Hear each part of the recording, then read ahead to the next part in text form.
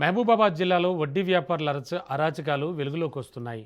డోర్నకల్ మండలం బొడ్రాయి తాండాలో అప్పు తీరినా ఇంకా డబ్బులు ఇవ్వాలంటూ ఒకే కుటుంబానికి చెందిన ముగ్గురుపై వడ్డీ వ్యాపారులు దారుణంగా దాడికి తెగబడ్డారు. తాము తీసుకున్న 30,000 రూపాయల అప్పుకు ఇప్పటికే ₹1,00,000 చెల్లించామని బాధితుడు ప్రవీణ్ తెలిపారు. అయినా సరే మరో 20,000 ఇవ్వాలంటూ వడ్డీ వ్యాపారులు వేధించడమే కాకుండా వారింటికి తాళం వేశారు. దీంతో మనస్తాపానికి గురై గతంలోనే విషం తాగిన తండ్రి ఉపేందర్ ప్రాణాలతో బయటపడగా 4 రోజుల క్రితం నిందితులు మళ్లీ ఇంట్లోకి చొరబడిన ఉపేందర్, శ్రీదేవి, ప్రవీణ్లపై విచక్షణారహితంగా దాడి చేశారు. ఈ ఘటనలో తీవ్రంగా గాయపడ్డ శ్రీదేవి ప్రస్తుతం మంచానికే పరిమితమైంది. బాధితుల ఫిర్యాదుతో పోలీసులు కేసు నమోదు చేసి దర్యాప్తు చేస్తున్నారు.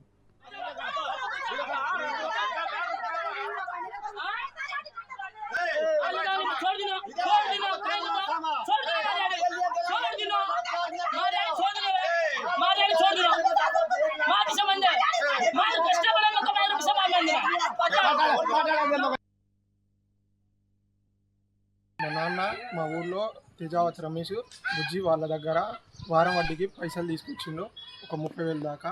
వాటిని వడ్డీ కలిపి వాళ్ళు చాలా చేసుకున్నారు.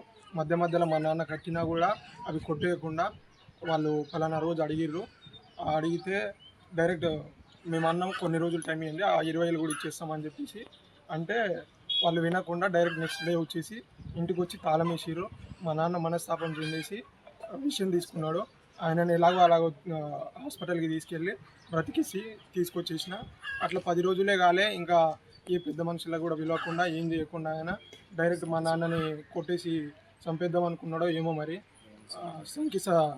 సంకీసలో ఆయన బండి ఆపడానికి ట్రై చేసి మా నాన్న చంపేస్తారేమో అని భయంతో ఆపకుండా డైరెక్ట్ క్రాస్ చేసుకొని వచ్చేసిండు. డైరెక్ట్ ఆయన వెనకాల వచ్చేసి ఇక్కడ బండి ఆపేసి మా నాన్నని మా అమ్మని ఆ గోడ తీసి అక్కడ నలుగురు వాళ్ళిద్దరు కొడుకులు సుమను, ఇంకా శ్రీకాంత్, బుజ్జి, రమేష్, వాళ్ళ నలుగురు వచ్చేసి మమ్మల్ని ఘోరంగా ఇక్కడ ఈ గోడకేసి కొట్టిరు.